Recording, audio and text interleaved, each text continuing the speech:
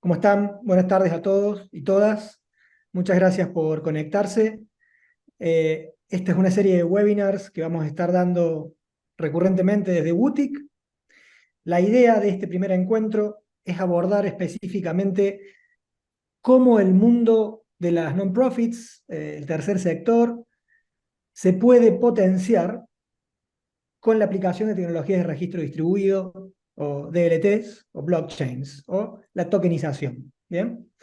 Para esto, hemos convocado a uno de nuestros fundadores, que es Martín Bertoni, que, hago un disclaimer desde ya, es un amigo mío de mucho tiempo, incluso antes de formar Gutic, con lo cual no puedo ser objetivo. De hecho voy a ser muy subjetivo en su presentación.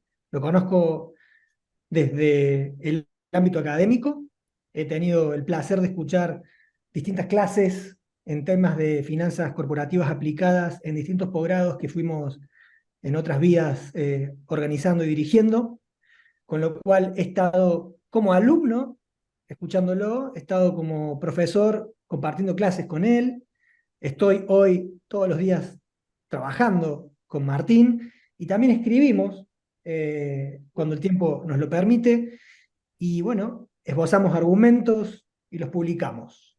Con lo cual, Martín Bertoni, que es de profesión contador, egresado de la Universidad Católica de Córdoba, y que ha seguido su formación eh, en universidades argentinas como la Universidad de San Andrés, con una maestría en finanzas, y en universidades del extranjero, con distintos cursos temáticos sobre siempre finanzas aplicadas, finanzas corporativas.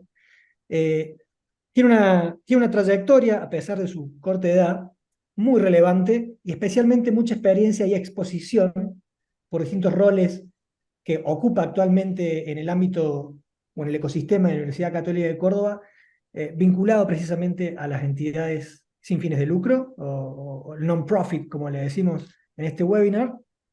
Y bueno, creemos que es la persona adecuada para unir estos dos mundos, justamente. Estas entidades que velan por mejorar la vida de las personas en el planeta, desde una perspectiva social, ambiental, eh, y las tecnologías emergentes ya consolidadas, en este caso específico, el uso de tecnologías de registro distribuido. Y cómo estos dos mundos pueden converger y potenciarse mutuamente. Es un tema que obviamente da para mucho más que un webinar de 1 hora y media, ¿no? Pero si el objetivo es cumplido, y ustedes nos lo dirán, se van a ir al final de este webinar con varios disparadores que les van a permitir a ustedes mismos ver en qué casos tiene sentido y en qué casos quizás no lo tenga, pensar en clave Web3 el tercer sector.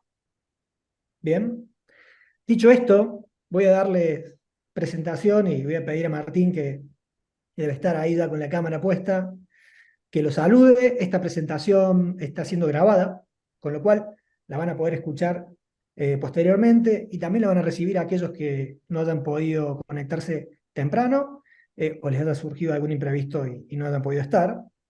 Les agradecemos enormemente darnos su tiempo, que es una de las cosas más valiosas que tenemos, y esperamos que haya sido y que sea un buen uso del mismo.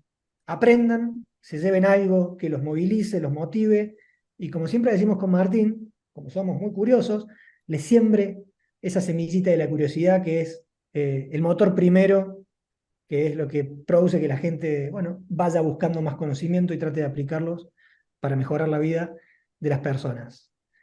Muchas gracias por asistir y Martín, la sala es tuya. Bueno, buenas tardes a todos, ¿cómo les va? Gracias, Eva, por la presentación. Gracias a todos ustedes por estar acá presente, por, como bien decía Sebastián, regalarnos su tiempo para compartirlo en este rato que termina siendo poco, pero al mismo tiempo no tan poco, porque 1 hora, hora y media de vida de cada uno es una eternidad, hoy más hoy en estos días. Así que desde ya gracias y si les parece arrancamos. Un poco, como bien ya todos vieron al inscribirse a la charla, el objeto de la misma va a estar girando en torno al concepto de las entidades sin fines de lucro, acá expresadas por su denominación en inglés, non-profit. Van a ver distintos acrónimos a lo largo de toda la presentación que hacen alusión a esto, como NPO, que es Non-Profit Organization, o ESLP, que es entidad sin fin de lucro. Cualquiera sea ello, cuando lo lean saben que está refiriendo a una entidad sin fin de lucro. Para no tener que repetirlo recurrentemente, acudimos a algunos acrónimos en la presentación. Dicho esto, un poco lo que vamos a estar charlando es esto que en el título quizás suena un tanto rimbombante, pero la realidad es que eh, quien les habla está convencido que genuinamente tiene mucha potencia para transformar, revolucionar el impacto y la transparencia con la cual operan hoy las entidades sin fines de lucro, el uso del Internet en su generación Web 3 o en su fase Web 3. Entonces, dicho esto, ¿qué es lo que vamos a estar hablando hoy como en tandas o en secciones muy bien distinguidas de esta charla? Básicamente tres grandes cosas, o tres grandes ejes. Primero, entidades sin fines de lucro y su espíritu, ¿sí? Con estas dos preguntas disparadoras. ¿Cuál es el espíritu basal de una entidad sin fin de lucro? Pero al mismo tiempo, ¿qué rol cumple en la sociedad contemporánea una entidad sin fin de lucro? Y todos los aquí presentes que entiendo están vinculados, trabajan de manera directa e indirecta, trabajan como consultores externos, como asesores, bajo multiplicidades de roles posibles con entidades sin fines de lucro, ya estarán pensando cómo esto puede aplicar en cada una de las actividades, paréntesis, objetos asociativos o sociales que tienen las entidades sin fines de lucro con las que trabajan. Entonces ese va a ser un bloque temático, ¿sí? Tenemos que desentrañar algunas cuestiones que son de previo necesarias para poder entrar a discutir el segundo punto, que tiene que ver con estos tres temas: administración, recursos en las entidades sin fines de lucro, grupos de interés. ¿Sí? Y tal cual como suena, grupos de interés y recursos. Cuestiones que a veces están con connotaciones ligeramente negativas, cuando no ligeramente viciadas de prejuicios, ¿sí? Siempre que hablamos de entidades sin fines de lucro, y acá hay preguntas disparadoras como a la hora de hablar de recursos de una entidad sin fines de lucro en la generación y sus usos, ¿es o no es una buena práctica la búsqueda de superávits por las operaciones u operativos? Es una pregunta válida. Otra pregunta válida es, ¿cuáles son los grupos de interés de una entidad sin fin de lucro? A nivel corporativo resulta ser muy, muy fácil o muy limpia esa digresión. A nivel del tercer sector se empieza a hacer un poco más complicado y acá aparece un tercer punto, algo que hoy pareciera estar súper de moda en el buen sentido, en tanto a una adopción recurrente como práctica en ese sentido. Las políticas amigables con el ambiente, con la sociedad, con las buenas prácticas gubernamentales de una organización, esto que llamamos ESG o ASG, por lo que significa en inglés o en castellano el acrónimo, pasa a ser algo más bien obligatorio o más bien un deber ser para las entidades sin fines de lucro, por sobre algo atractivo a realizar. Fíjense lo importante de empezar a pensar esto. Esto es un disparador, lo vamos a charlar en la segunda sección. Por último, la segunda sección va a dejar abierta una pregunta, a la cual yo voy a intentar aproximar algo en función de la evidencia empírica de los años que hace que trabajo en entidades sin fines de lucro, si cuando uno trabaja en una entidad sin fin de lucro es válido hablar de creación de valor, ¿sí? ¿Es válido hablar de creación de valor o no cuando uno piensa en una entidad sin fin de lucro?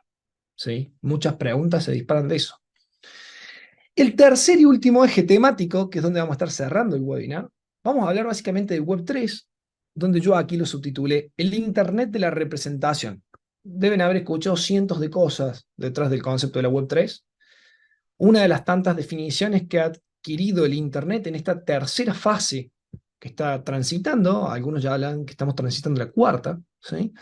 Que tiene atributos obviamente constructivos sobre la tercera, y la tercera sobre la segunda, y la segunda sobre la primera, así en sucesivo, es que la clave pasa por la representación digital de multiplicidad de elementos, derechos, ¿sí? Sean reales o sean personales, que habilitan el ejercicio de un montón de acciones, la realización de transacciones y facilitan infinidad de procesos que vamos a estar charlando en el eje 1 y 2 de este webinar. Finalmente vamos a cerrar la parte 3 hablando de un tema, una empleabilidad puntual de las herramientas que pone a disposición esta tercera fase de la web, que son las DAOs. ¿Y por qué esta herramienta o esta forma de utilizar la tecnología a través de este mecanismo de organización puede ser extrapolado, llevado o puesto en valor para las entidades sin fin de lucro? Entonces, si hasta acá me han seguido quienes están presentes y quienes me están viendo, vamos a avanzar un poquito más y arrancamos con la primera parte, ¿sí? El espíritu de las entidades sin fines de lucro. Y vamos a arrancar un poco distendido y haciéndolo participar a ustedes, ¿sí? Con 5 preguntas disparadoras. Las voy a leer acá en voz alta y en breve voy a disparar una encuesta que todos la van a poder ver directamente en la plataforma de Zoom, a la cual van a tener que ir respondiendo dependiendo si la pregunta es con múltiples opciones, con más de una opción posible, o si es una opción simple, donde tienen que elegir una u otra alternativa. Las preguntas con las que vamos a arrancar la charla o la presentación son estas 5. La primera es cuál es el fundamento último de una entidad sin fin de lucro. ¿Sí? Básicamente estoy queriendo ver eh, un poco cuál es su posición, ex ante yo diga nada o exponga nada de esto. La segunda pregunta es, ¿todas las entidades sin fin de lucro adolecen de los mismos problemas? La respuesta ahí va a ser cerrada en sí, no, depende. Si alguno seleccionase depende, le pido tenga la diligencia de escribirnos en el chat o tomar nota en papel si tiene a mano, para que al final de la charla, en los 10 minutitos que vamos a tener, 15 minutos de consultas o preguntas, podamos pimponear o discutir las hipótesis. ¿Sí?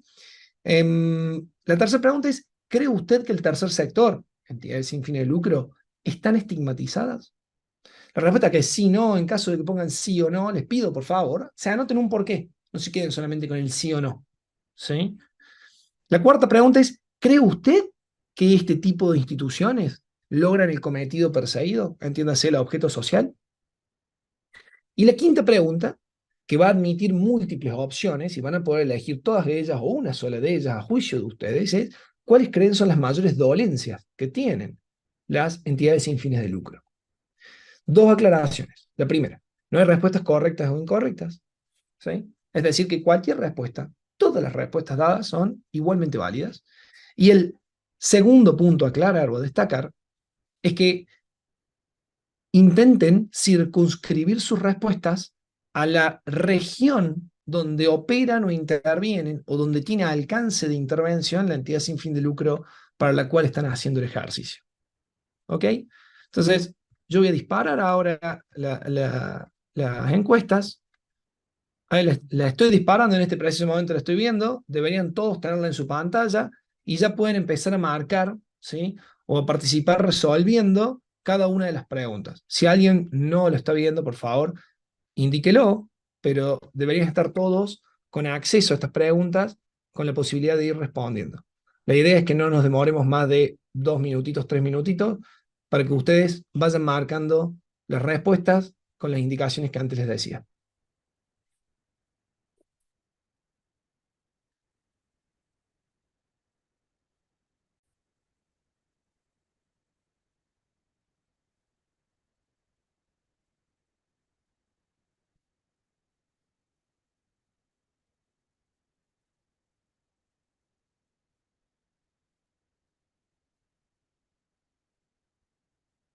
Bien, yo estoy viendo ya estoy teniendo participación de por lo menos un quinto de la sala.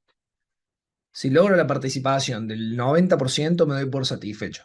No pedí el 50, pedí el 90.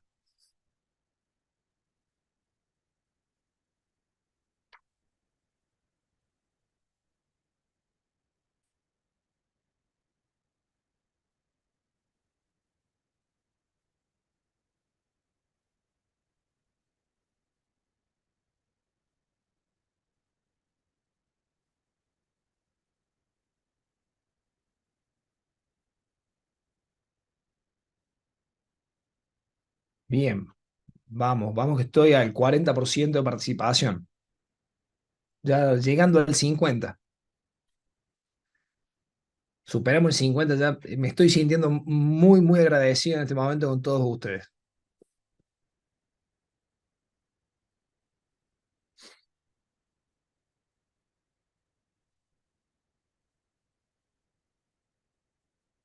Bien, vamos que queda un minutito más. Para los que todavía no las pudieron armar, un minutito más y vamos a cerrar las encuestas.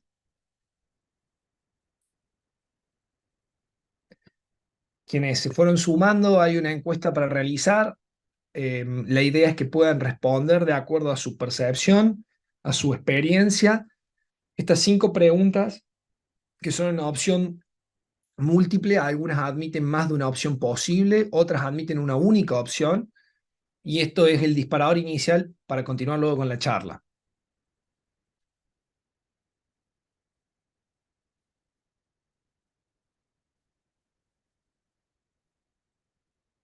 Bien, para quienes todavía no empezaron o no pudieron completar, 15 segundos más y cerramos la encuesta.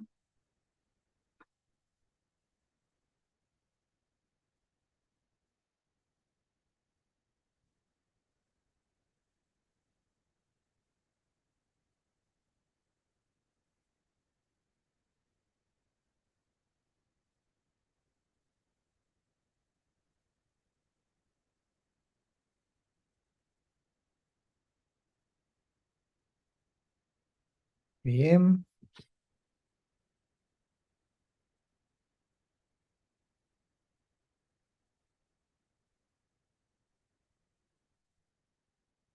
bien, vamos cerrando. Bueno, entonces voy a compartirles rápidamente los resultados para barrer y sacar algunas conclusiones de esta muestra. Esta es una muestra, ¿sí? Son preguntas abiertas, son preguntas opinables y todas discutibles. Como anticipé, no había respuestas correctas o incorrectas, ¿sí? Eran todas igualmente válidas. Pero si todos pueden ver, en este momento están viendo los resultados globales de la pregunta que hicimos, ¿sí? Respecto a la primera pregunta, que tenía 3 enunciados posibles de cuál sería el fundamento último de una entidad sin fin de lucro. Cuando hablo de fundamento último, me estoy anticipando a no del objeto social o asociativo que podría perseguir, sino más bien de la naturaleza o el espíritu del por cual ha sido generada, fundada, iniciada esta actividad que tiene una finalidad altruista. Ya vamos a ver un poco de qué se trata eso. Ahora, fíjense que la mayoría de las respuestas, ¿sí?, tendieron a coincidir en que ese espíritu busca contribuir a mitigar alguna brecha en el ecosistema, entendiendo por ecosistema en la sociedad y barra o en el ambiente, en el medio ambiente, ¿sí? Hablamos de intentar construir positivamente o achicar alguna brecha existente en nuestro contexto que nos circunda. Esa fue como la respuesta mayoritaria, pero fíjense que hay una respuesta también que está ahí dando vueltas, dado que esta pregunta admitía respuestas concurrentes, que tiene que ver con subsistir para continuar realizando la presentación. Y me voy a agarrar de esto porque es sustancial esta idea, para luego desentrañar algunas preguntas como la que nos hacíamos hace un rato. ¿Está bien o está mal? ¿Es deseable o no que una entidad sin fin de lucro apunte, planifique, busque trabajar con superávits operativos o superávits vinculados a su operatoria núcleo, razón por la cual ha sido fundada? Ya nos pusimos en esta muestra nomás, de acuerdo por mayoría, si quisiéramos decirlo, que tienes como finalidad contribuir a emitir una brecha. No obstante, empieza a sonar y parece importante también subsistir para continuar realizando la prestación. Pasamos a la segunda pregunta, ¿sí?, que decía: ¿todas las entidades sin fin de lucro adolecen de los mismos problemas? Que la respuesta era sí, no, depende. Bueno, la mayoría me responde no, ¿sí? La realidad es que la respuesta probablemente es no, o un depende tirando a no. Hay muchos factores que inciden. Uno de ellos tiene que ver con el tamaño de la entidad sin fin de lucro, y el segundo con el nivel de profundidad en el cual abordan la problemática social, barrio, ambiental que intentan contribuir a transformar. Esos dos factores conjugados o combinados terminan permitiendo que uno pueda tipificar los problemas de una entidad sin fin de lucro y, por consecuencia, al ser de distinta envergadura o de distinta naturaleza, los problemas que van a enfrentar y las soluciones que podríamos pensar no van a ser necesariamente de la misma naturaleza o características. La tercera pregunta, ¿sí?, que tenía que ver con, ¿cree usted que el tercer sector, ¿sí?, está estigmatizado? Fíjense que hay, por lo menos en esta muestra poblacional, insisto, esto es una muestra, una mayoría, un 64% de las personas que opinaron diciendo, sí, hay un sesgo, hay un prejuicio. Cuando yo hablo de estigma, estoy hablando de un prejuicio con connotación negativa en tanto y en cuanto implica una dolencia, ¿sí? Un poco de eso vamos a estar hablando a lo largo de esta charla también. A continuación, la pregunta que sigue es si usted cree que las entidades sin fines de lucro logran el cometido perseguido. Y la gran mayoría pone que sí, ¿sí? Y la realidad es que el deber ser es que lo logren, ¿sí? El problema es cuando no lo logran, lo que nos tenemos que preguntar es por qué no están pudiendo lograr el cometido. Y esto tiene correlación con la pregunta anterior y con la inmediata siguiente, la cual enunciaba algunas de las dolencias que a juicio de quien habla son las más significativas en este tipo de organizaciones, ¿sí?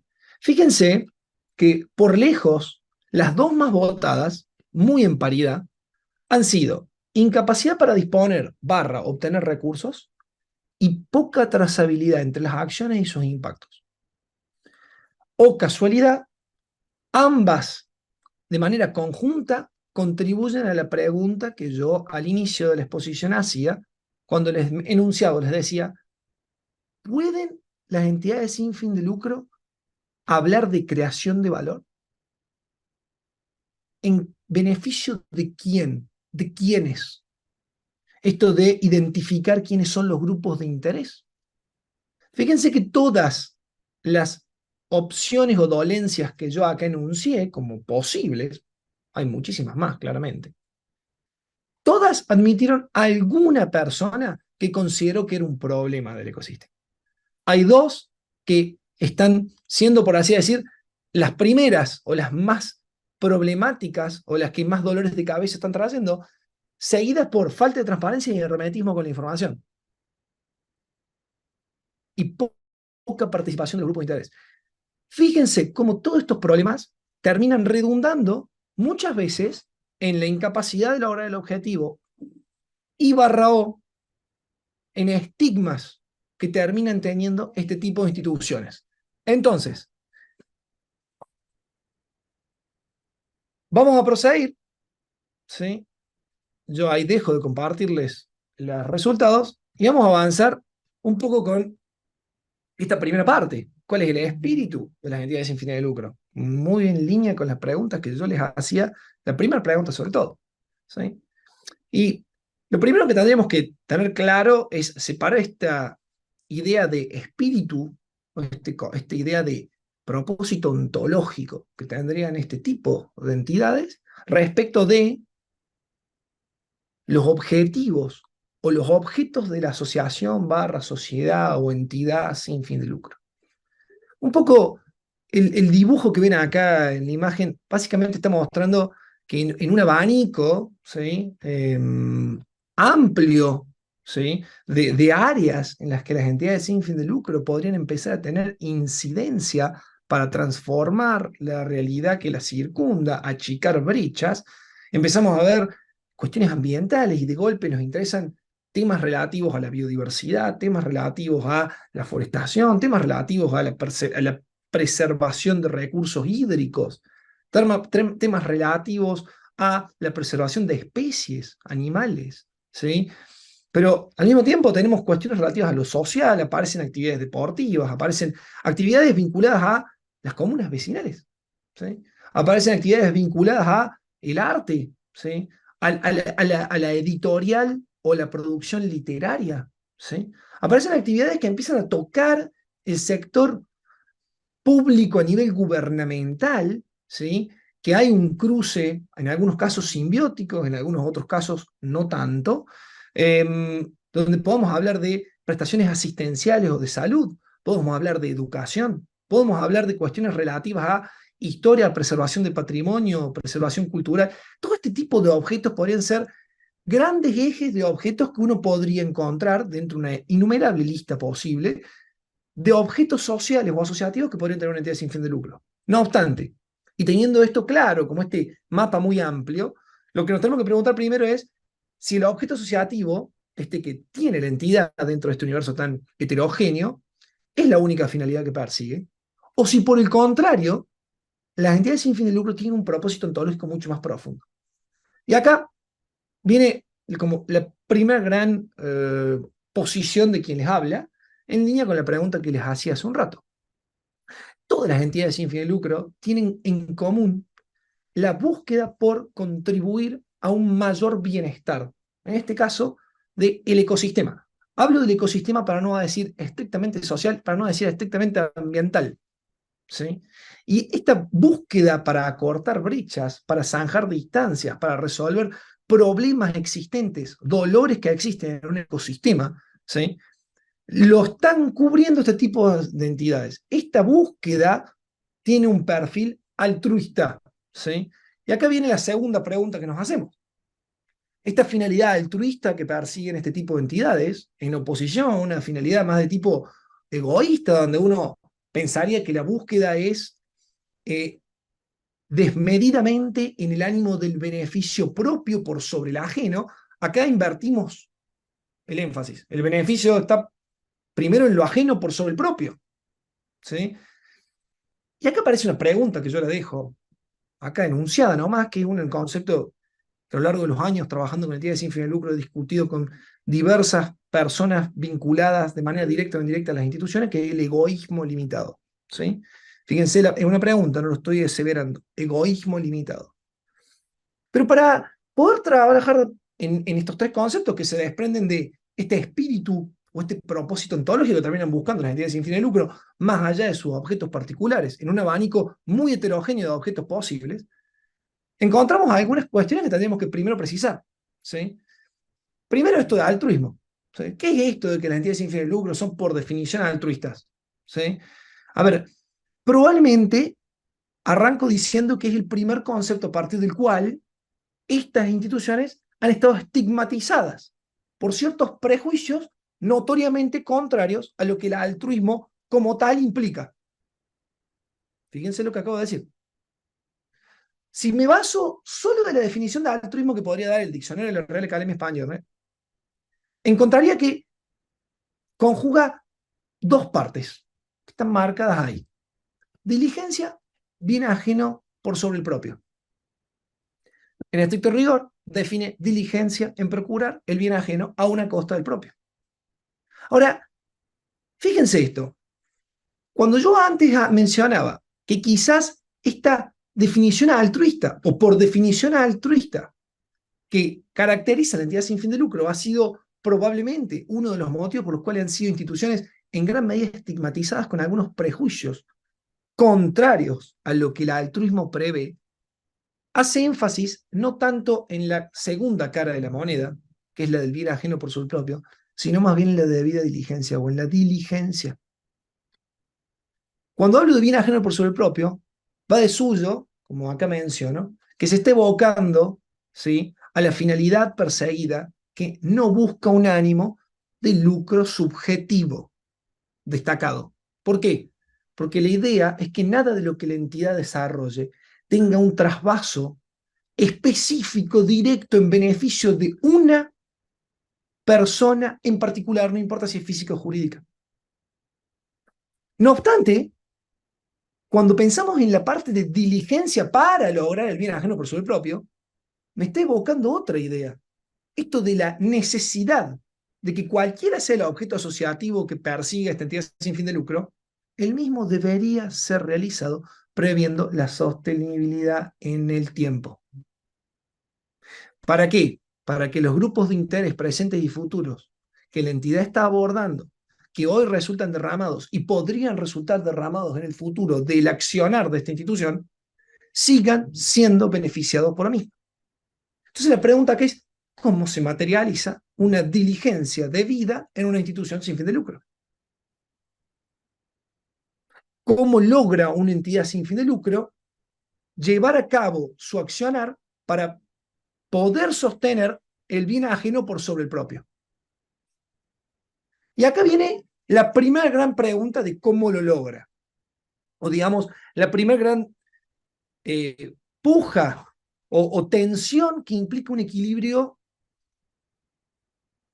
constante que, mejor dicho, se encuentra en constante tensión y probablemente en constante desequilibrio, que es los grupos de interés presentes, los recursos presentes y las necesidades presentes que la entidad sin fin de lucro con el objeto busca cubrir en relación a los grupos de interés futuros, ¿sí?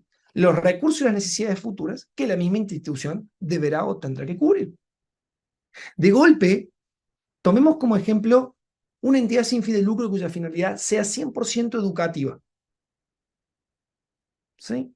Y en el ánimo de esa actividad educativa, debe prever la disposición de recursos para poder realizar sus prestaciones en materia de educación. Pongámosle blanco sobre negro, necesitará aula, necesitará algún banco, necesitará algún pizarrón, necesitará algún tipo de tecnología hardware particular para poder realizar hoy, en el contexto actual, su actividad académica. Ahora bien, la pregunta acá sería, ¿quién sostiene la inversión o el consumo de recursos que implica la disposición presente de esos activos que van a beneficiar a los alumnos del presente y en cierta medida más o menos a los alumnos del futuro? ¿Quién costea eso? ¿Cómo obtengo los recursos de eso de manera tal que la entidad sea diligente en el cometido de su objetivo, que en este caso es educar, contribuir a la formación de la sociedad en un área puntual, cualquiera fuese? Podemos pensar un ejemplo parecido en una asociación deportiva, en un club. Cuando pensamos de golpe en la puesta en valor de determinado tipo de instalaciones. Podemos pensar exactamente lo mismo en una institución sin fin de lucro con fines sanatoriales o asistenciales en materia de salud. Podemos pensar la misma pregunta para una institución cuyo grupo de interés final termina siendo de manera directa alguna especie animal. Entonces, esto es lo primero que deberíamos intentar equilibrar o sopesar a la hora de pensar en esta gestión diligente que implica el concepto altruista de la entidad sin fin de lucro, el espíritu altruista que debería tener. Una vez que podemos mapear o tenemos como este punto de partida claro, lo segundo que nos tenemos que preguntar es qué atributos son deseables y qué atributos deberían ser evitables mirando a una entidad sin fin de lucro. Y acá están puestos en una relación de antagónicos. Digamos que sería deseable que la institución sea transparente en la toma de decisiones. Por oposición, deberíamos evitar la opacidad en la toma de decisiones. Estamos hablando que la regla acá es la búsqueda de el bien ajeno por sobre el propio. La transparencia debería ser un deber ser, no algo lindo a tener. En consecuencia, la publicidad del comportamiento organizacional debería ser la regla, en oposición al hermetismo. Entiéndase, la ausencia de divulgación de lo que la organización hace, cómo lo hace, qué muestra y qué no muestra. Les pido que mientras yo digo estas cosas, piensen o relacionen esto con la problemática que los circunda en relación a este tipo de instituciones. En lo que me ha tocado ver a lo largo de los años, el hermetismo es un problema muy común en una entidad que por definición está buscando el bien ajeno por sobre el propio. Todo esto me lleva a preguntarme también si no es deseable ser eficiente en cuanto a cómo dispongo los recursos y cómo los obtengo. ¿Por qué? Porque tengo que ser transparente en la toma de decisiones y porque tengo que dar publicidad de ello. Por consecuencia, eso se transforma en un incentivo para ser eficiente. Entonces, la oposición o el atributo evitable sería ser incapaz de disponer o obtener recursos. Ineficiente, quieren llamarlo. Ahora, todo esto requiere que cualquiera sea la entidad sin fin de lucro pueda tener claramente mapeado quiénes son los grupos de interés detrás de la organización. Por grupos de interés me estoy refiriendo a los distintos estamentos que obtienen beneficios, cualquiera fuese el nivel de beneficio que obtienen, de la organización creada. En una entidad con fin de lucro, en una corporación, no importa el tamaño, esto resulta ser más claro. Y tenemos grupos de interés típicos, ¿sí? O grupos de interés privilegiados, generalmente asociados con los proveedores de los recursos financieros, bajo una forma de socio, bajo una forma de acreedor. Y después empiezan a aparecer otros en segundo nivel, en tercer nivel, como podría ser de golpe un proveedor, un cliente, un proveedor específico que suele ser el capital humano, el talento, el empleado. Y muy rezagado atrás empieza a quedar el ecosistema, el medio ambiente, la sociedad. En los últimos años las prácticas de ESG empiezan a transformar ese foco, le empiezan a poner más valor a la corporación respecto de ese grupito de interés que quedaba rezagado. Bueno, en las entidades sin fin de lucro, digamos que esta pirámide empieza a invertirse. Lo vamos a ver en una slide a continuación. Pero es importante tener claro, más allá de la inversión, en cuanto a relevancia, más allá de el cambio semántico del nombre que le demos a un tipo de grupo de interés en igual plano que en su equivalente con fin de lucro, que sería una corporación. Lo importante es tener claro cuáles son los segmentos dentro de ese grupo de interés que se benefician del accionar de la institución. Sin esa claridad, difícilmente pueda llegar al siguiente atributo deseable que tiene que ver con la trazabilidad de las acciones y sus efectos. Este fue uno de los puntos que la gran mayoría marcó como problema, punto de dolor. ¿Y por qué problema barra punto de dolor? Sencillo, porque parte de lo que yo estoy suponiendo como mi declaración o mi tesis en relación a esto es que una entidad sin fin de lucro puede crear valor para los grupos de interés objetivo, los grupos de interés privilegiado, que no necesariamente son los grupos de interés privilegiado en una entidad con fin de lucro, pero para poder mensurar esa creación de valor o tener dimensión de cómo contribuye a crear valor en beneficio de esos grupos de interés, necesito poder trazar las acciones. Porque si no puedo trazar las acciones, no puedo ver sus efectos. Si pierdo eso, por consecuencia, todo el esfuerzo anterior se empieza a diluir. Fíjense cómo estos atributos deseales se empiezan a encadenar. Y por último, todo esto me permite o me redunda en una lógica de participación activa de estos mismos grupos de interés. Y acá fíjense que yo hablo de más democracia, lo voy a poner entre comillas, por favor, y menos autocracia, lo voy a poner entre comillas, por favor, a los efectos de hacer una alusión de otro fenómeno que suele darse en las entidades sin fines de lucro, sobre todo aquellas que superan un determinado umbral de tamaño que les da otra entidad y su dimensión de problemas cambian, que tiende a ser la excesiva centralidad en la toma de decisión y muchas veces la pérdida marginal de involucramiento de los grupos de interés que presuntamente están siendo beneficiados por su accionar. Entonces, si hasta acá me vienen siguiendo, los atributos deseables que acá se están enunciando, en oposición a aquellos que deberíamos evitar, son los que nos permitirían cumplir con el fin altruista, que al final de cuentas termina siendo el espíritu por el cual nace la sociedad sin fin de lucro, la asociación sin fin de lucro, la entidad sin fin de lucro, donde el fin más allá de su objeto específico tiende a ser la contribución en mitigar, eliminar, reducir brechas o asimetrías que existen en determinado ecosistema, entendiéndolo al ecosistema como una conjunción entre lo social, lo ambiental y espacio-tiempo, porque es en un lugar y en un momento dado. Entonces, esto nos permite pasar a la segunda parte de la charla. ¿Sí? Administración, recursos, grupos de interés, gobernanza y equilibrios. Esto que venía hablando, los equilibrios que parecen no tan equilibrados o parecen no tan estables, ¿sí? Como a uno le gustaría de golpe, como mostrar esa balancita tan prolijita entre lo presente y lo futuro de estas instituciones que tienen que subsistir, que tienen que buscar la sostenibilidad. Bueno, arranquemos por esto. Lo vengo mencionando. A ver, la creación de valor es un concepto a juicio de quien habla, no ajeno a una entidad sin fin de lucro. Muchas veces circunscribimos el concepto de creación de valor solo a una corporación, ¿sí? Y en realidad eso, sigo hablando en opinión personal, implica menospreciar los efectos que el tercer sector genera en la economía, o que en particular genera en uno o más grupos de interés. Entonces, el primer punto central acá es en comprender el cambio de énfasis sobre los grupos de interés privilegiados.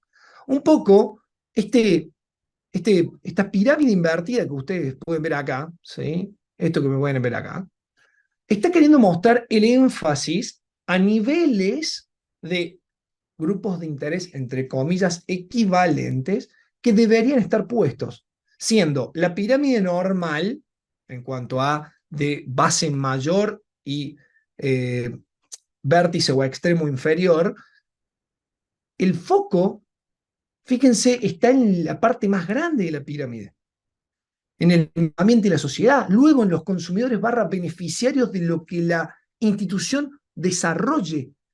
En tercer nivel, los proveedores y los empleados. En cuarto nivel, un acreedor. Y en último nivel, el asociado barra fundador de esta institución. Ahora, esto en oposición, cuando uno piensa en una entidad con fin de lucro, ¿sí? Empieza a ver que el foco está en la creación de valor desde la óptica de quién? Del socio, de básicamente el proveedor del recurso financiero que más riesgo asume dentro de un modelo de negocio normal. En segundo nivel, un acreedor. En tercer nivel, uno podría decir un cliente. En cuarto nivel, un proveedor, un empleado. Y en último nivel de grupo de interés, aparecería el medio ambiente y la sociedad. Entonces, si podemos entender esta inversión de la pirámide, este cambio de énfasis en los grupos de interés, entonces podemos ir a un segundo estadio y decir que para identificar creación de valor en una entidad sin fin de lucro, el énfasis tendría que estar en poder mensurar el nivel agregado de contribuciones y derrames que en dichos grupos de interés se producen. Y acá vamos a caer en una expresión muy común en materia de finanzas, donde 2 más 2 no siempre es 4, porque no siempre hay linealidad, hay infinidad de factores que hacen que los recursos empleados, ¿sí?, no necesariamente impliquen como output una igualdad. Y en todo caso, lo que vamos a buscar que el output sea mayor o igual a los recursos empleados. Y ahí es donde vamos a estar pensando en esta idea de crear valor con los recursos puestos, hablando mal y pronto, en la coctelera que hace a las actividades que desarrolla la entidad sin fin de lucro. Fíjense que para pensar en esto, la trazabilidad que recién mencionábamos como un atributo importante, ¿sí?, como un atributo deseable, acá, ¿sí?, pasa a ser clave para poder hacer este ejercicio, para poder justipreciar cómo esta entidad sin fin de lucro está contribuyendo, cómo está solucionando, mitigando, achicando las brechas que le dieron origen o motivaron su génesis. Entonces, ¿qué es lo que tenemos acá? Esto que ven acá en una especie de línea, en realidad es una secuencia que de manera gráfica muy simple está mostrando un ciclo que, si bien sería propio un ciclo de management, en las entidades sin fin de lucro empieza a tener otro nivel de relevancia. Y acá aparece otra cuestión clave, que esto que dice acá abajo. La participación activa de los grupos de interés en las entidades sin fin de lucro es clave en la iteración de todo este ciclo. Entonces, problema uno de las entidades sin fin de lucro: ¿cómo obtengo los recursos? Claramente para lograr mi cometido social. Una vez que resuelvo, zanjo el cómo obtengo los recursos, la segunda pregunta es, fenómeno, tengo que ejecutar las acciones que tendría que estar realizando como entidad de acuerdo al objeto social que tengo. Acá viene una pregunta clave. Para eso, ¿me consumo todos los recursos? ¿Consumo parte de los recursos? ¿Qué pasa si tengo que consumir más recursos de los que obtengo? A este nivel trabaja órganos de administración, ejecutivos y no ejecutivos de distinta naturaleza. Una vez que hago esto, esta institución tiene que rendir cuentas. Y debería rendir cuentas con mucho más rigor que una entidad con fin de lucro. En Argentina diríamos del artículo 299 de la Ley de Sociedades Generales, sujeta a todos los mecanismos de contralor posibles por su tamaño o envergadura. ¿Y por qué debería rendir cuentas de manera más exhaustiva? Porque se presume que los recursos que está obteniendo, que pueden venir de múltiples fuentes, ¿sí? deberían ir hacia las acciones que están vinculadas al objeto de la institución. Acá aparece la pregunta, ¿un órgano de fiscalización? ¿Qué rol cumple? ¿Quién lo cumple? ¿Quién tendría interés que esto se cumpla? ¿Qué pasa si no existe órgano de fiscalización y no existe rendición de cuentas? ¿Qué pasa si no existe rendición de cuentas? Empezamos a caer en el problema de la opacidad, en el problema del hermetismo, estos atributos evitables. Si tenemos rendición de cuentas y existe un órgano que controla, por consecuencia tengo una evaluación de acciones y podría eventualmente tener una mensura del impacto. Y acá la pregunta es, ¿cuál es el grupo de interés que se beneficia? Necesito tener un atributo especial y claridad respecto de qué grupos de interés estoy beneficiando. ¿Cómo mido el beneficio de esos grupos? Ahora, llego al estadio 5 después de la evaluación y me pregunto, fenómeno, hice todo esto, tengo una rendición con la acción realizada, los impactos que tuve, parte de los impactos o barra consecuencias es de los recursos que obtuve, cuánto consumí. ¿Qué pasa si hubo superávits? ¿Qué pasa si hubo déficits?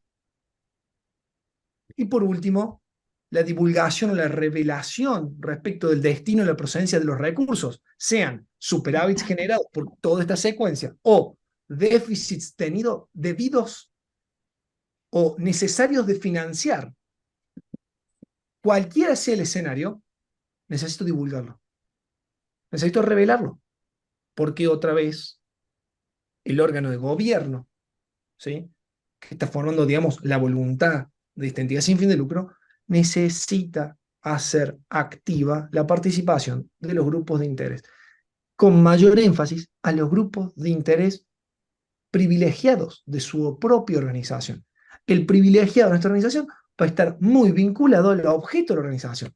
Vuelvo un segundo acá y fíjense cuál es la base más grande.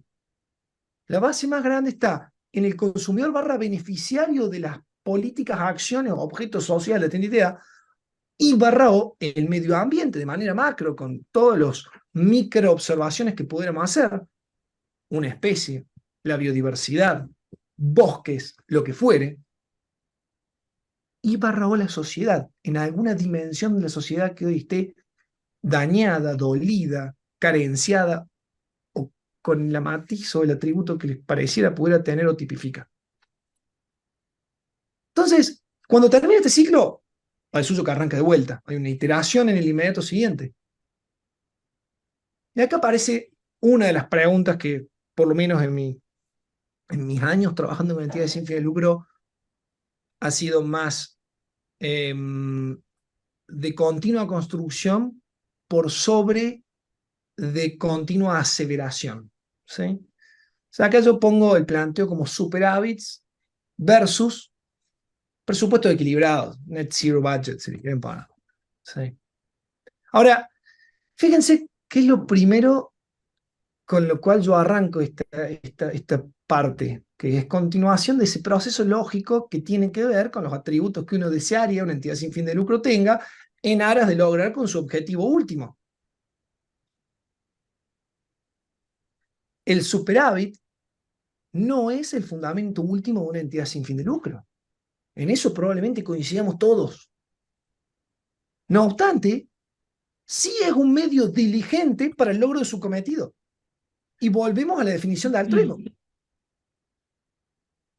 Si es una entidad que por definición es altruista, la diligencia es parte necesaria para la búsqueda del bien ajeno por sobre el propio, cualquiera sea la definición del bien ajeno en su objeto social.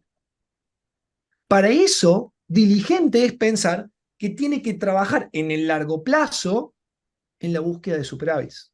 Y fíjense la expresión que usé, en el largo plazo. ¿Eso significa que sí, solo sí tiene que tener superávits? No necesariamente. Entonces ahí hablamos de superávits basados en una lógica de lucro objetivo, ¿sí? Y ahí lo aclaro de manera muy sucinta, por el servicio barra bien transferido a la comunidad beneficiaria versus un lucro objetivo, es subjetivo. Y acá el punto neurálgico es, el primero, ¿sí? Lucro objetivo, está más centrado en que aquella acción que la entidad realiza, ¿sí? Tenga un rédito, no importa de qué magnitud, ¿sí? Tenga un rédito, tenga un diferencial que permita la sostenibilidad de la institución que transforma la realidad a lo largo del tiempo, no en un momento único de tiempo.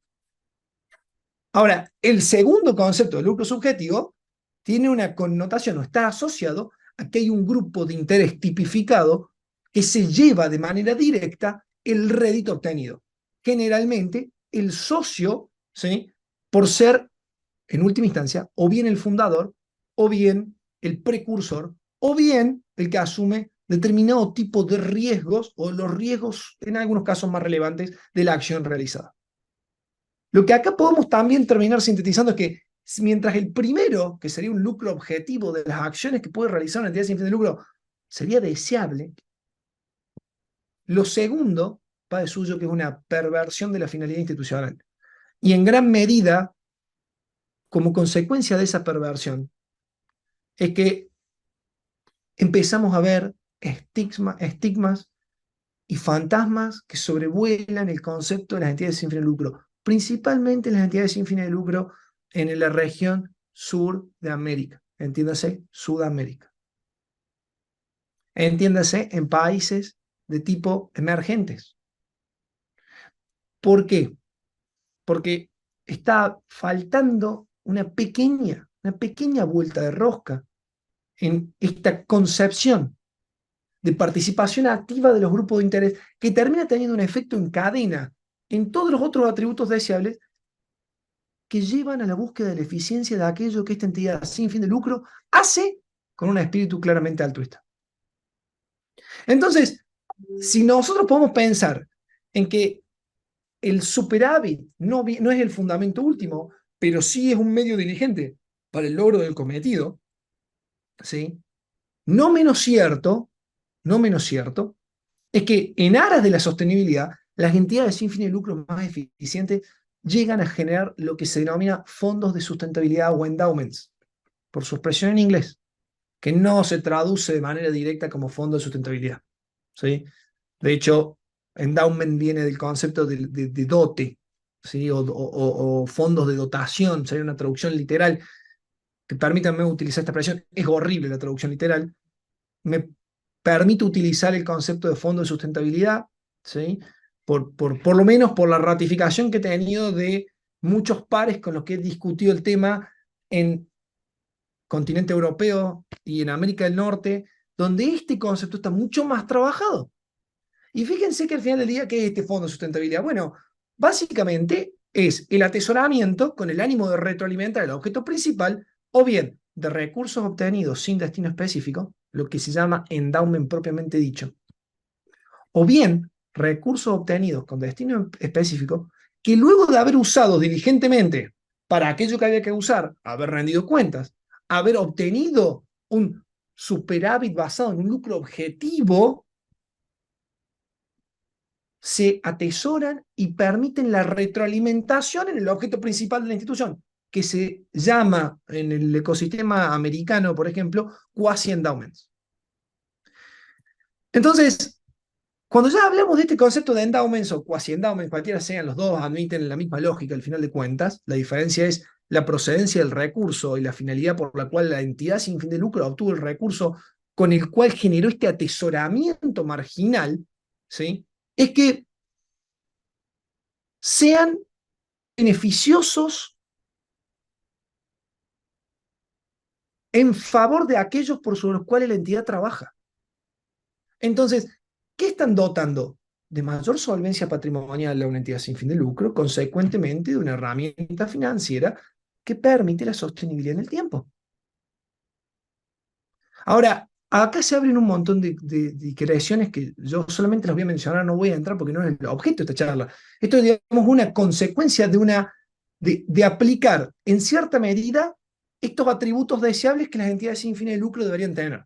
Y es una consecuencia también que una entidad sin fin de lucro puede llegar a aplicar, emplear o poner en valor cuando tiene determinados atributos que hacen que sus problemas empiecen a ser de una magnitud o envergadura y no de otra, haciendo como el paralelismo, si estamos hablando de una entidad sin fin de lucro micro, ¿sí?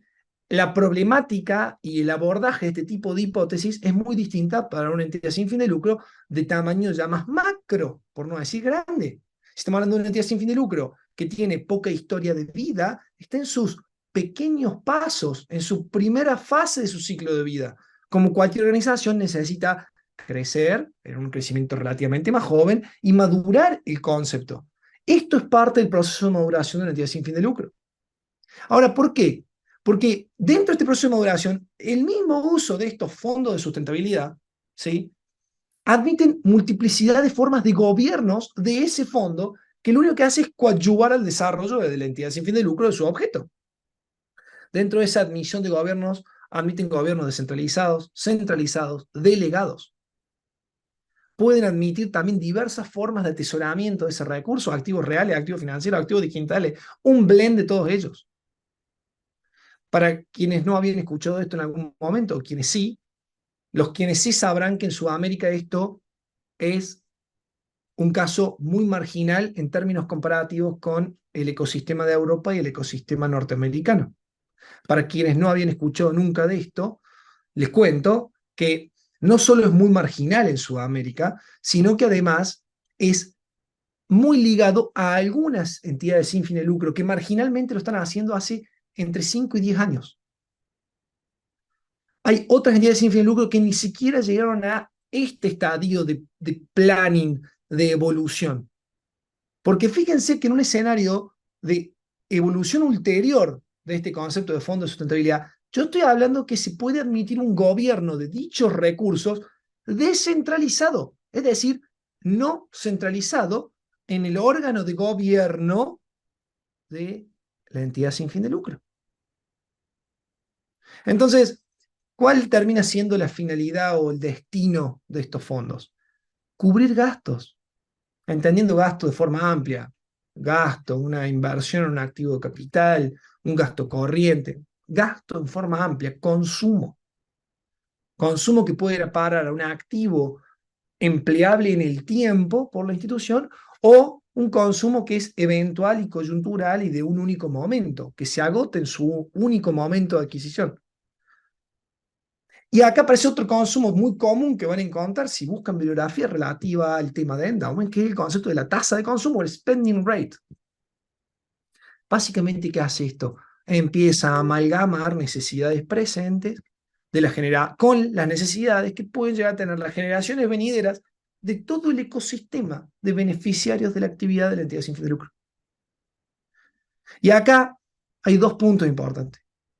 Esto tiene que permitir financiar planes específicos hoy, ¿sí? Sin hacer una traslación excesiva de costos a los grupos de interés presentes. Pero al mismo tiempo, tiene que permitir que los grupos de interés futuros puedan acceder a las mismas prestaciones. ¿Que accedieron quiénes? Los grupos presentes. Esto es lo que implícitamente intentamos asociar con sostenibilidad. Si estamos convencidos que la entidad sin fin de lucro rompe, mitiga, quiebra, morigera brechas en ecosistemas, su esperanza es que eso sea sostenible en el tiempo. Y esto permite acortar esa brecha. Acá les muestro un dato de lo que estoy hablando para que vean que no es una locura que se me ocurrió a mí. La fuente es NACUBO. NACUBO es una institución en Estados Unidos que lo que hace es mensurar el comportamiento bajo diversas aristas o, digamos, a la luz de múltiples dimensiones de los endowments, específicamente en el entorno de entidades sin fines de lucro educativas. En este caso hay 678 entidades sin fines de lucro. Y me está mostrando ese gráfico. En función del tamaño de los activos que la entidad sin fin de lucro tiene atesorados y que se transforman en un músculo que le permite planificar su acción altruista. En el devenir de los años, hay un distinto nivel de involucramiento, en este caso de los estudiantes. El porcentaje de los fondos de sustentabilidad, que en este caso están manejados de manera directa por los estudiantes. Fíjense que el promedio de las 678 instituciones da el 35%. Podemos decirlo de esta forma: 7 de cada 20 dólares que tienen en este recurso o músculo financiero para hacer actividades, lo está administrando un grupo de interés, que en este caso resulta ser el grupo de interés crítico, o uno de los grupos de interés crítico privilegiado de la entidad sin fin de lucro, universidad. Fíjense, 7 de cada 20 dólares, las decisiones las está tomando un grupo de interés que no es el órgano de gobierno, que no es el órgano de administración, que no es el órgano de fiscalización. Es el grupo de interés que en la pirámide que yo les mostraba podríamos llamar consumidor barra beneficiario de la actividad social que en este caso hace esta institución, que es educativa. ¿Se acuerdan cuando decíamos los atributos deseables? La participación activa del grupo de interés, la transparencia, la trazabilidad, evitar la opacidad barra el hermetismo detrás de la información, esta difusión plena, la publicidad plena de lo que realiza la institución. Y fíjense cómo, esto tiene que ver con lo que les decía también hace un rato, el grado vegetativo de la organización tiene un efecto. Porque cuanto más chicos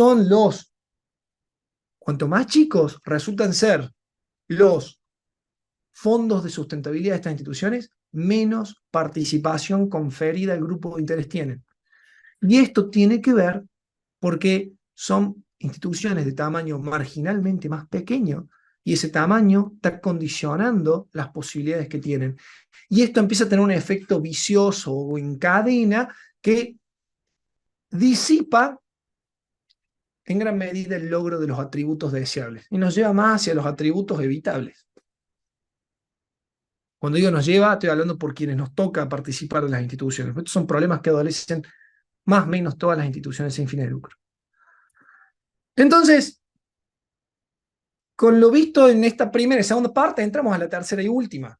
¿Y qué importancia puede tener la Web3, el Internet de la representación, como lo llamé yo en esta parte, en esta fase del Internet, dada estas circunstancias, dada esta problemática común y transversal de las entidades sin fin de lucro? Bueno, primero tengamos presente algo más o menos rápido entre todos. ¿Qué es esto de la Web 1, la Web 2, la Web 3? Son cosas distintas. En realidad es el mismo Internet que va evolucionando como todo en este mundo evoluciona o se transforma o cambia, y en este caso es una evolución positiva, en tanto y en cuanto los agregados de valor de una fase a la otra son superadores. Digamos que son superadores y son constructivos porque se van desarrollando por sobre lo previamente logrado. Entonces pasamos de un Internet más primitivo, donde el énfasis estaba en la información disponible y se dio a llamar economía de la información, a un Internet más evolucionado, donde ya podíamos transaccionar gracias a la Internet y apareció la economía de las plataformas, para llegar luego de la crisis de la subprime al inicio de lo que fue la Web 3 o la revolución del backend, que básicamente muchos autores han dado a llamar la economía del token o la token economy, o lo que yo les decía antes, la economía de la representación. ¿Sí? ¿Qué tiene esto de interesante? ¿Sí? Esto tiene de interesante lo siguiente: el énfasis está que en la arquitectura de datos, la revolución está en lo que no vemos del Internet como usuarios del Internet, que es cómo están los datos distribuidos y construidos. Más de uno de ustedes dirá: Martín, ¿y qué tiene que ver todo esto con lo que me estuviste hablando de entidades sin fin de lucro hasta hace 2 segundos atrás? Sencillo. Empezamos a pensar un acceso a los datos, una transaccionalidad con datos y una gestión de datos que en su ADN es descentralizada y es distribuida. Entonces ya empezamos a pensar que los datos son naturalmente más democráticos por sobre datos con monarquía o con una autocracia donde quien toma la decisión es uno y solo uno. Y esto al mismo tiempo me da una arquitectura de datos que es más robusta. ¿Por qué? Porque están absolutamente descentralizados y distribuidos todos los puntos que concentran esa data. Entonces, hace que la tecnología que estoy usando sea más solvente, más robusta que la tecnología habida hasta el estadio anterior a la Web 3, lo que llamaremos de la Web 2 para atrás. Entonces, con estos datos, con estos atributos, y considerando que las redes de registro distribuido son como la tecnología estrellita de la Web 3 y la blockchain como una especie dentro de las tecnologías de registro distribuido, son una especificidad, lo que podemos pensar o concluir es que hay distintos atributos que las definen. Tengo una red de pares o de computadoras que almacenan información, ¿sí? O de hardware que almacenan datos. Estos datos se almacenan en un mecanismo de consenso. Ese mecanismo de consenso permite que haya registros, ¿sí? En estas bases de datos. Estos registros se articulan en bloques. Estos registros pueden admitir la representación digital de algo, lo que llamamos token. Esta representación digital de lo que fuese se identifica y se aloja en una dirección, que vendría a ser como el equivalente a una cuenta contable dentro de este registro, y finalmente aparece esta lógica de smart contract, que son relaciones condicionadas, ¿sí? Algoritmos que permiten que todo este mecanismo funcione de manera más o menos automatizada. Estos 6 caracteres se sobreponderan más o menos, pero son comunes a todas las blockchains de la generación 2.0 en adelante, es decir, desde el nacimiento de Ethereum a la fecha. Y volvemos a la pregunta, ¿por qué tiene que ver esto con la potencia sobre las entidades sin fin de lucro? Sencillo, por lo que me han escuchado hasta acá, en esta muy corta exposición de los atributos que tiene y de algunas cosas que no tiene, ¿sí? La Web 3, ahí le pido por favor, a alguien se le abrió el micrófono, si lo puede chequear, que tiene la Web 3, la realidad es que se empieza a presentar como un conjunto de herramientas muy útiles para ponerle nombre y apellido a muchos de estos problemas que buscamos evitar y a todos estos atributos que nos interesa enaltecer o nos interesa tener en las entidades sin fines de lucro. Entonces, ¿son más seguras que otras bases de datos? Sí. ¿Son 100% seguras? No. Eso es un mito. No hay que caer en eso. Pero es una tecnología más segura, ¿sí? Entonces, la tecnología no cambia la naturaleza humana. La seguridad va a seguir siendo relativa, pero es relativamente más segura que las arquitecturas de datos que teníamos antes. Esto de que son inherentemente inmutables estas bases de datos, también falaz. La regla es el consenso, mecanismo de consenso. Por consecuencia, el mecanismo de consenso define qué muta y qué no muta. La regla es la mutabilidad. La regla es que haya un consenso y un mecanismo particular, nos ponemos de acuerdo. Son limitadas por definición, por consecuencia su capacidad de almacenamiento es limitada. Como son bases de datos, el riesgo de que me incorporen basura y me arrojen consecuencia basura también lo tengo, ¿sí? Pero en contrapartida, esta falacia de que son opacas o son difíciles de trazar es una ficción. Es una arquitectura de datos significativamente más trazable que las otras arquitecturas de datos que conocíamos, en tanto y en cuanto yo puedo hacer una trazabilidad punta a punta de cualquier movimiento sin depender de más nada que leer los movimientos de un registro desde una dirección a otra dirección. Y por último, el concepto del anonimato, ¿sí? En cierta medida es una ficción. De hecho, no existe porque en realidad hablamos de pseudonimia. Estamos hablando que todas las operaciones que allí se realizan con una identificación clara de quién es el domicilio, entiéndase, el equivalente a una cuenta contable que está haciendo el movimiento de un lado al otro.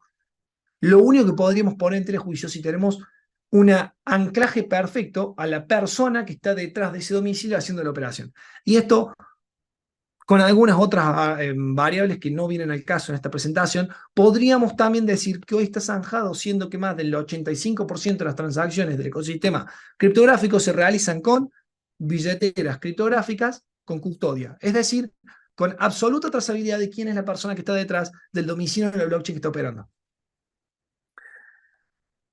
Para esto, vuelvo a mencionar un tema que decía antes, tiene una importancia relativa el concepto de un token, ¿sí?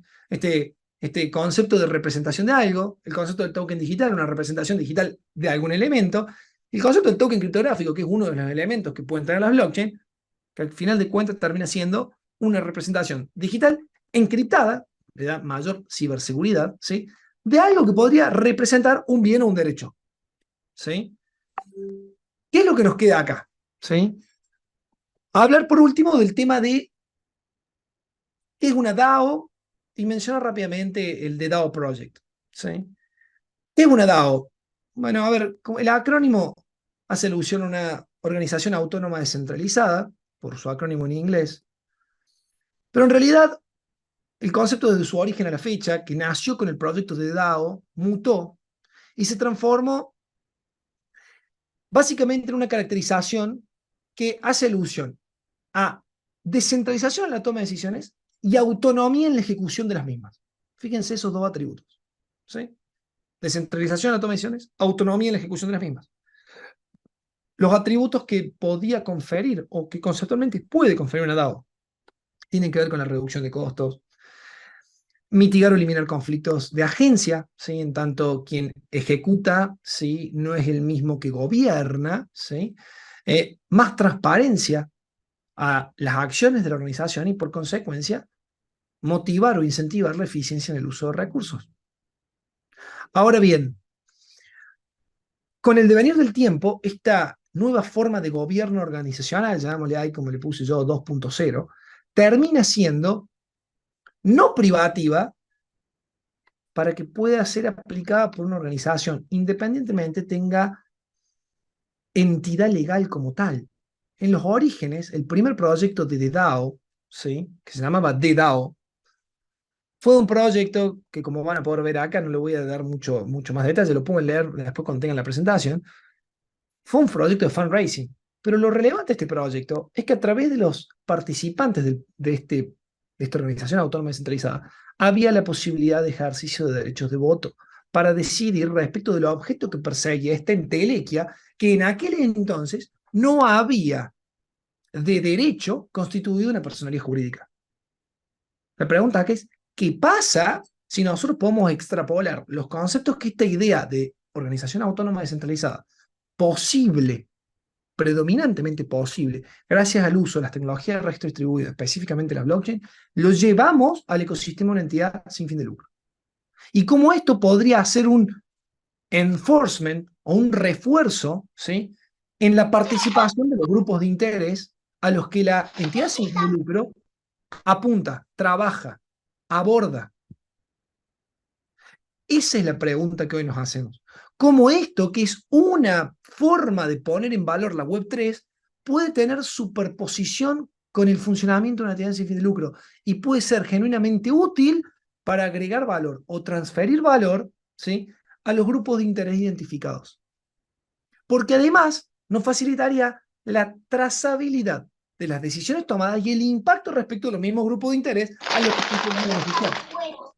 Entonces acá la conjunción en el uso de las tecnologías de registro distribuido, sin necesariamente pensar en un token que represente un criptoactivo, más bien podría representar derechos de participación en una estructura, derecho de pertenencia a un ecosistema, ¿sí?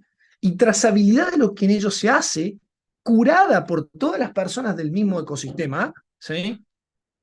Usando tecnología, usando hardware, usando software. Hardware, con cualquier smartphone podríamos pensar en hacer esto, porque en materia de frontend, la revolución de la arquitectura de datos no es donde estuvo pegando. La revolución estuvo básicamente en lo que no vemos, en la arquitectura detrás. Entonces, para ir cerrando un poco la presentación, ahí le pido por favor a alguien que se abra el micrófono. Perdón, hay una tal Leticia Martínez que tiene el micrófono abierto. Gracias, gracias. Como para ir ya cerrando un poco, porque estoy muy en hora,